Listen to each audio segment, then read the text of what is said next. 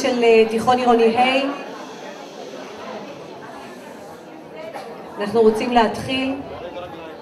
בהחלט אחרי שהרצנו אותה כל השבוע בבית הספר, וכמובן כולם מתרגשים.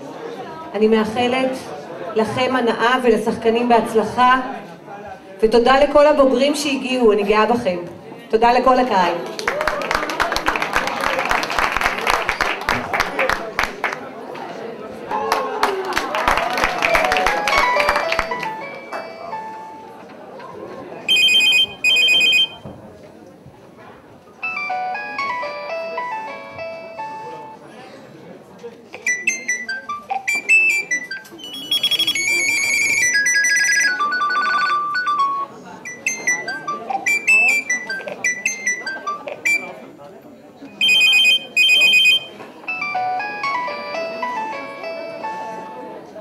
מעצבן, נכון?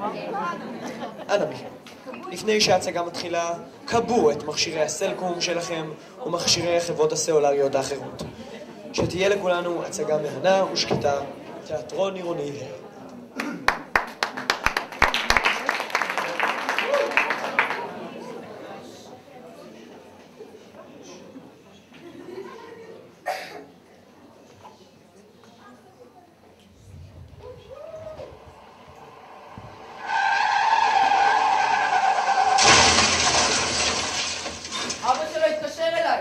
ביקש שאני אאסוף משהו מהאוטו של יובל. משהו שיובל כתב, הוא התקשר גם אליי. אבא של יובל התקשר אליי. סיפר לי על התלונה, ביקש שאני אאסוף איזה חבילת דפים מהאוטו של יובל. משהו שיובל כתב, ממש התחנן, אף פעם לא שמעתי אותו ככה. זו פגיעת ראש חמורה. הוא בטיפול נמרץ, צריך להתפלל. בואו נאסוף הכל. זה בטח אחד מהתרגומים שלו. מה כל כך דחוף לאבא שלו תרגומים עכשיו? אני נוסע לאיכילוב. עמיחי! זה היה הרעיון של עמיחי הפתקים. מה? מה שחשבתי הוא אמר, שכל אחד מאיתנו ירשום על פתק איפה הוא רואה את עצמו בעוד 4 שנים. ובעוד 4 שנים נפתח את הפתקים ונראה מה קרה בינתיים. התחלתי לצ'רצ'יל את כל הצרות שבעולם, אז שלקח לי... רציתי שייכשל, שפעם אחת ייכשל. בן זונה, הוא כתב עלינו. לפני שמנואל פטי הבקיע את השלישי, היה ברור שצרפת לוקחת את הגביע. זה הגמר של המונדיאל. 98, נו, ברזיל צרפת. בול לפני 4 שנים. לפני שמנואל פטי הבקיע את השלישי, היה ברור שצרפת לוקחת את הגביע. באוויר כבר התפשטה תחושה קלה של אכזבה. נו, כולנו אהבנו את ברזיל. ולמרות שהסיכוי שלנו לנצח היה אפסי, ישבנו 4 מרותקים למסך. מה זה? לא, זה הצגה. ואנחנו השחקנים בה.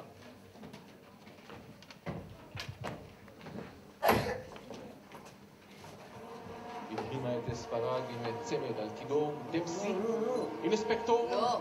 עביר את הכדור הזה, וזה הולך לרשת! נו, 1-0, צחקו כבר! אני אומר לכם, אתם יכולים להשוות, אפילו לנצח. איזה להשוות, 3 דקות לסיום, זה נראה לך... אם נצח, אני אומר לך. 3 דקות לסיום, המשחק גמור! שים בפנים כבר, סתם בה! אני יותר בשקט, אילנה לומדת. איזה בשקט, זה הגמר של המונדיאל! אתם פה כמו פרו! שלך תאומים ותעשה תזה, אז נדבר. כמה זמן יפה של תזה. נו, תעצור אותו! למה לא לעצור אותו? מה קרה? נו, שימו ילדים! נו, איזה אידיוט! ספסים! החברים הכי טובים שלי. וככה הם נראים שנייה אחרי שהקבוצה האהובה עלינו ברזיל מפסידה בגמר המונדיאל. עמיחי, סנטימטר מהטלוויזיה, דופק את הראש עד שנהיה לו כתם אדום. אופיר נשכב אחורה, שם כרית על הראש. וצ'רצ'יל נהיה רעב. עמיחי, תביא קצת בורקסים. כבר מהתיכון הוא הוגדר כהמנהיג הבלתי מעורער שלנו כמייסד החבורה. את השם צ'רצ'יל הדבקנו לו, לאחר שנאם לנו בהתרכות לפני משחק כדורגל, שמה שיש לנו מול היריב זה רק דם, יזע ודמעות. בגיל 18 הוא החתים אותנו על כפסים שמחייבים אותנו להישאר חברים נאמנים, בצבא באזרחות, בנישואים בגירושים, בצער ובעוני. תמיד הערצנו אותו. הבנות היו מחסירות פעימה כשהוא היה עובר, למרות שהיו יפים ממנו. הוא היה קפטן נבחרת הכדורגל שלנו, למרות שהיו מוכשרים ממנו. הוא תמיד ידע בדיוק מה הוא רוצה. לא נתן לשום דבר לבלבל את המטרות שהוא סימן. 1. מיליון משפטים באוניברסיטת תל אביב. 2. לסיים מצטיין דיקן. 3. לשכב עם לפחות חצי מהבנות של הקורס. והמרצה. ו4. לסיים התמחות בפרקליטות. כל הכבוד לפרקליטות שלך, וצריך להירגע מהפסד המפגר הזה. צ'רצ'יל הוא היה הראשון מאיתנו שעזב את חיפה לתל אביב. אבל התל אביבי האמיתי שלנו הוא אופיר. אופיר, תעשה לי טובה. אתה יודע שאילנה לא אוהבת שמעשנים בבית, נו? נו, חייב אחת קטנה להירגע מההפסד המסריח הזה. אופיר הוא קופירייטר מבריק בחברת פרסום מובילה בעיר. שירצקי, שידלצקי, ברקן. מבלה במקומות הנכונים, ישן בקושי 3 שעות בלילה, והמוח שלו מתבזבז בליצור רעיונות לפרסומות. 1.5 שנייה. זה מה שבן אדם ממוצע מקדיש לפרסומת. אם היא תופסת, הוא נשאר, ואם לא, הוא ממשיך הלאה. ומה אני רוצה? שמה? שישאר! זה מלחמה, מבינים אותי. תחרות מטורפת.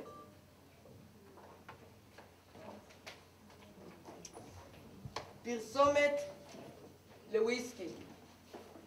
הבקבוק נולד מרגליים מושלמות של אישה יפהפייה. אין מצב שהקורא לא יחזור לזה. ינסה להבין מה זה. כבודה שלי. אני לא סובל פרסומות. מה אתה מבין? אני מבין שאתה מבזבז את המוח המבריק שלך בשביל למכור לאנשים דברים שהם בכלל לא צריכים. ותעשה לי טובה, תכבה את הסיגריה. יש כאן ילדים, נו! עמיחי היחיד מאיתנו עם ילדים, משכנתה ואישה. עמיחי עובד כמשווק מנויים לכל אלה, וכל כמה חודשים הוא מכריז אני אוטוטו עוזב הכל, והולך ללמוד שיאצו. אבל תמיד יש משהו שדוחה את השיאצו. פעם הציעו לו בונוס בעבודה, אחר כך רכב, אחר כך הוא קנה דירה, אחר כך הוא התחתן עם אילנה. אחר כך נולדו התאומים. ואז אילנה התחילה לעבוד על התזה. הוא מתחבא את זה, איך מגיע לאילנה? עמיחי, בוא רגע. כמה פעמים ביקשתי שהם ישנו את הסירחון הזה בחוץ? ביקשתי ממך לכבות, אילנה. אני לא מצליחה להתרכז, אני נחנקת. די, נו, תשחררי, זה הגמר של המונדיאל. פעם ב4 שנים. פעם ב4 שנים, אה? ומה עם הדרבי החיפאי? והדרבי התל אביבי? ומנצ'סטר יונייטד נגד מנצ'סטר סיטי? וברצלונה נגד מדריד. איך שכחת? למה אתה זה שתמיד מארח? דבר ראשון, מנצ'סטר. חי, בסדר. דבר שני, המשחק נגמר. נו, הם לא ישנו יותר. מה קרה, יפה שלי? מה להביא לך? נו, בורקסים, אבטיח עם בולגרית, מה להביא לך? עמיחי, לך מפה. יש לה איזה מבחן, אז... לומדת, כן, לומדת. יש לי רעיון. לא. אופיר אמנם עבד בלספק רעיונות למשרד פרסום, אבל הרעיונאי האמיתי של החבורה הוא עמיחי, שכל כמה זמן היה בא עם יוזמות חדשות. יש לי רעיון. לא. כי על מי הוא הוציא את שמחת החיים שלו אם לא עלינו? על אשתו הדיכאונית אילנה? על החולים שהוא משווק להם מנויים? חכו רגע, זה אחד ממש טוב. פתאום קלטתי שזה המונדיאל החמישי שאנחנו רואים ביחד. איך הגעת ל5? גג 4. וזאת הייתה הדרך של צ'רצ'יל להשכיח מעמיחי את הרעיונות שלו. הוא פשוט היה מייצר ויכוח. עמיחי צודק. זה המונדיאל החמישי שלנו ביחד. רביעי. חמישי. על מה מתערבים? בוא נספור. איפה היינו לפני 4 שנים? היה לי התקף אסתמה, ראינו את המונדיאל רמב"ם. איטליה, 90. היינו בצבא. כן, נו, ורק אני ויובל ראינו אותו ביחד. עכשיו? עכשיו. 86, מקסיקו. היינו אז בתיכון. נו, וזה המונדיאל הראשון שלנו. אז מה לנו? 86, 90, 94, ועכשיו 98, 4 מונדיאלים. על מה התערבנו? כמו ש2 ועוד 2 הם 4. ככה לא הייתה התערבות אחת שצ'רצ'יל הפסיד בה. בסדר, שוארמה אצל חזן. עליי. איזה מזל שיש מונדיאלים. מה? איזה מזל שיש מונדיאלים. ככה פעם ב4 שנים אפשר לעצור הכל, לעשות חשבון נפש. הזמן לא רץ כמו גוש בלי משמעות. נו, זה בדיוק הרעיון שלי. אתה לא מוותר אתה, אז תקשיבו רגע. נו. כל אחד ירשום על פתק איפה הוא רואה את עצמו בעוד 4 שנים. במונדיאל הבא, ב-2002. זו בחינה הוא רואה את עצמו. זו בחינה שאתה רוצה, אישית, מקצועית, מכל הבחינות. בעוד 4 שנים נפתח את הפתקים ונראה אם קרה משהו. וואו, זה רעיון נפלא. אני בדיוק קוראת כאן איזה מאמר של פסיכולוג אמריקאי שטוען שההגדרה הנכונה של המטרה היא כבר חצי הדרך להשגתה. נו. היום אתם בני 28. עוד 4 שנים במונדיאל הבא ב-2002. תהיו בני 32. 28 עד 32, אחיי. אלה בדיוק שנות הגבס. שנות מה? שנות הגבס, אופירי. הפסיכולוג הזה טוען שאלה השנים שהאופי של האדם מתגבס, מתקשה, וזו הזדמנות כמעט אחרונה להציב מטרות. נו, מה אתם אומרים? בכל השנים שהכרנו את אילנה, פעם אחת היא לא התלהבה מראיון שאלה עמיחי. אז עד שסוף סוף הוא הצליח לשמח אותה. בסדר, אבל שיהיה קצר חבר'ה, אחרת לא נצא מזה, אה? יאללה, תביני הרבה.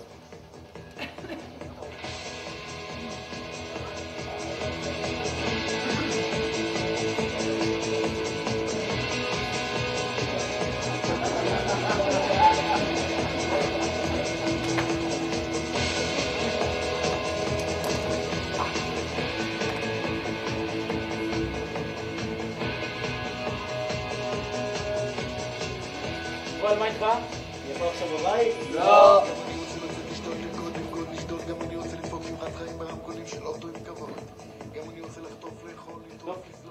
עכשיו אתם מחזירים לי את הפתקים, ואני שומר אותם בקופסה נעולה עד המונדיאל הבא. למה דווקא אצלך? כי אני הכי עצוב פה. אוקיי. אבל בוא נקיא אותם קודם. חייב להקיא אותם קודם. מה פתאום? זה צריך להיות הפתעה. לא, נותן את הפתק שלי, לא מקריאים אותם קודם. זה נודניק. טוב, תתחיל, עמיחי. בעוד 4 שנים אני פותח קליניקה לטיפול בשיאצו, אמן. אמן. בוא נראה אותך. אופיר. בעוד 4 שנים אני הולך לכתוב עלינו ספר. כמו הסרט הזה שרציתי לעשות עלינו, בלוז לחופש הגדול. בעוד 4 שנים אני הולך לכתוב עלינו ספר. אמן. אמן. יובל. מה אתה כתבת? בעוד 4 שנים אני רוצה להיות מעורב בתיק רציני שיגרום לשינוי חברתי. אמן. יובל. יובל. ממש רציניים, אה? מה כתבת? רציתי לחשוב על עוד דברים שאני מאחל לעצמי חוץ ממנה. אבל כל הזמן המחשבות רצו בחזרה אליה. לשיער שלה ולעיניים שלה. ולזה שמכולם בחרה דווקא בי. ראיתי אותה לראשונה בפקולטה למדעי הרוח. סליחה? יש לך מושג מה זה רבליישן? רבליישן זה גילוי, חשיפה. תודה. התגלות. יכול להיות גם התגלות, תלוי בהקשר. התגלות. טוב, תודה רבה. נו, דבר בן אדם, מה כתבת? מונדיאל הבא אני רוצה... רוצה מה? רוצה מה? להיות עדיין עם יערה. מי? יערה. איך זה שיש לך חברה ואנחנו עדיין לא מכירים אותה? היא פשוט ממש עסוקה היא ממש עסוקה. היא ממש מכוערת. לא קיבל פועלת, אז הוא לא רוצה לראות לנו אותה. יובל לא יוצא עם מכוערות. אבל היא בטח פוזלת, נכון? נו, אבל תחילה אתכם חמודה קטנה, אתה יודע, זה מוסיף על האופי. תקשיב טוב, עד שאנחנו לא פוגשים את יערה, המשאלה הזאת מבחינה משפטית לא קיימת. בסדר, אני אדבר איתה ונקבע. מתי? בקרוב. לא ספציפי מספיק. יום שלישי הבא פוגשים את יערה אצלך. לא, יום שלישי. כולל ארוחת ערב. לא, סגור. יום שלישי הבא היא בדיוק לא יכולה, חבר'ה, נו. שלישי הבא אני דווקא כן יכולה. שלישי הבא את לא יכולה, יש לך את השיעור במי הזה, נו. יכול לבטל אותו בשבילך. טוב, נדבר על זה אחר כך, אנחנו בגנים הבאים. יובל, אתה לא רוצה שאני אפגוש את החברים שלך? בדיוק, אני לא רוצה שיפגשי אותם. מאוד מעליב. תראי איזה יופי, תראי איזה סימטריה מושלמת. כן, כן, בזכות הסימטריה המושלמת שלו, זכה הגן הבאי לתואר הפלא... מה אתה עושה? יובל, נו, תחזיר לי אותם. תרגי שנייה, נו, תרגי. תעצמי עיניים. תקשיבי רגע לשקט. עושה לי רעש באוזניים השקט הזה. עזבי, זו הייתה טעות, בואי נחזור לתל אביב. מה, נו, אני מצטערת, יובל. לא יודע מה חשבתי לעצמי, נחזור לתל אביב וזהו. כל מה שאמרתי זה שאני יכולה לבטל את השיעור שלי כדי לפגוש את החברים שלך. חשבתי שתשמח. אני שמח. אתה לא נראה שמח? אני מעכל. תסיים. נו, סיימתי. אתה לא יכול להסתיר אותי מהם לנצח. נכון, הם חושבים שאת פיקציה. או מכוערת. או פוזלת. אבל זה לא לך מודדת, לא? הבנו, בשלישי הבא נפגש עם החברים שלך. תחילת המפגש הייתה הצלחה מסחררת. יערה מצאה שפה משותפת עם כל אחד מהנוכחים כמעט. שמעו סקופ. בסודי סודות מתנהלת עכשיו בפרקליטות תביעה היסטרית נגד טייקון רציני. ומי הולך להיות התובע הראשי בתיק הזה? תיכם היקר. אם אני אנצח את זה, זה שינוי חברתי אמיתי. אין. ידעתי שהוא יהיה הראשון להגשים את מה שרשמנו בפתק. איזה פתק?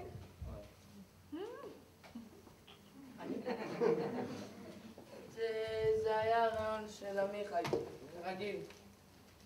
כל אחד מאיתנו היה צריך לרשום על פתק איפה הוא רואה את עצמו בעוד 4 שנים. ובעוד 4 שנים נפתח את הפתקים ונראה אם משהו קרה בינתיים. אתם רציניים? איך לא אמרת לי על זה כלום? איפה אתה חולם להיות בעוד 4 שנים? את אמרת לי שהכנת עוגיות, איזה עוגיות הגחילה, כן, עם עוגיות אז עכשיו, פשוט אילנה התקשרה, היא בלחץ. זה אני לא אבין נשים. שים. בבקשה, ללא סוכר. ללא סוכר.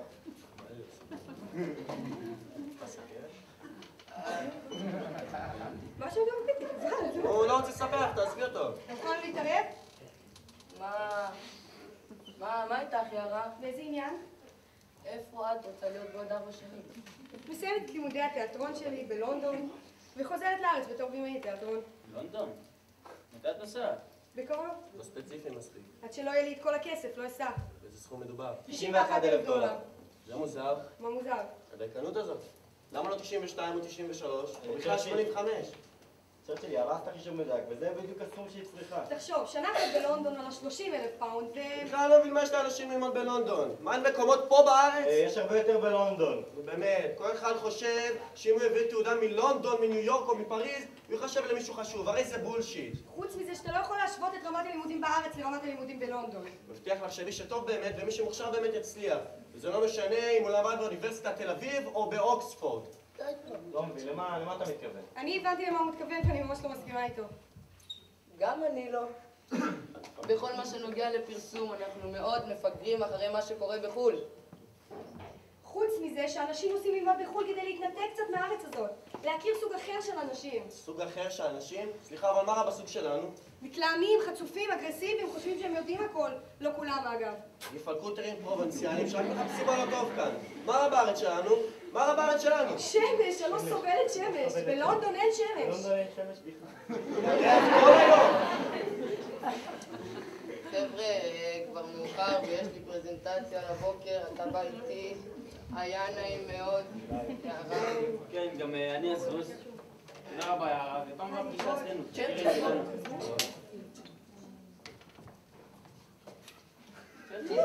גבון. מה זה? בשביל אילנה, לא?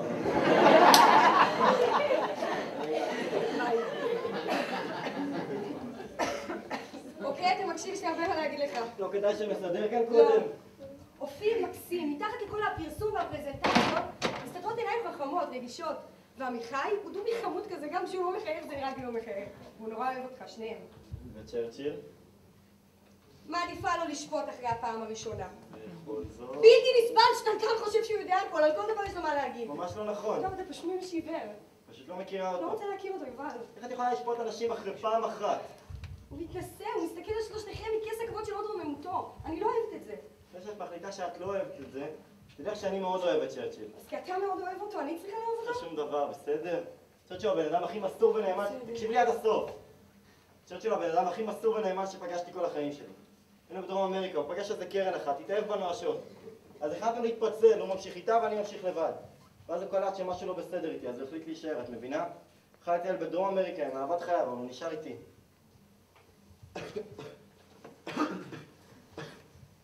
קודח! איך מצאת רופא בחור הזה? מה יטפטף לך את זה מתחת ללשון כל שעה? בסדר, אחי, אתה יכול ללכת, אני אסתדר. אני לא עוזב אותך! מה עם קרן? תחכה, פתח את הפה, יובל! רק זה מסריח. חייבים להוריד לך את החום! צ'רצ'יל. אני לא עוזב אותך! בחורות באות והולכות, אנחנו זה לנצח! בסדר, אני מצטערת, הוא ויתר על הקרן הזאת בשבילך, הוא חבר טוב. חבר טוב? הייתי מת שם בלעדיו. בסדר, יובל, אני מצטערת, נו. תגיד לי, אתה רציני, אנחנו רבים עכשיו בגלל צ'רצ'יל?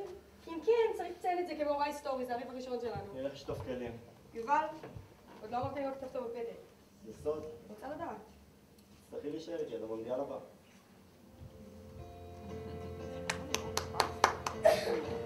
שבועיים אחרי היא באה להגיד לי שהיא מבולבלת. ועוד כל מיני דברים כאלה שאומרים שמה שהיה בינינו בעצם נגמר. ואז ראיתי אותה במקרה בשדרה. היא עשתה את התנועה הזאת שלה, שהיא מזיזה את השיער מהפנים.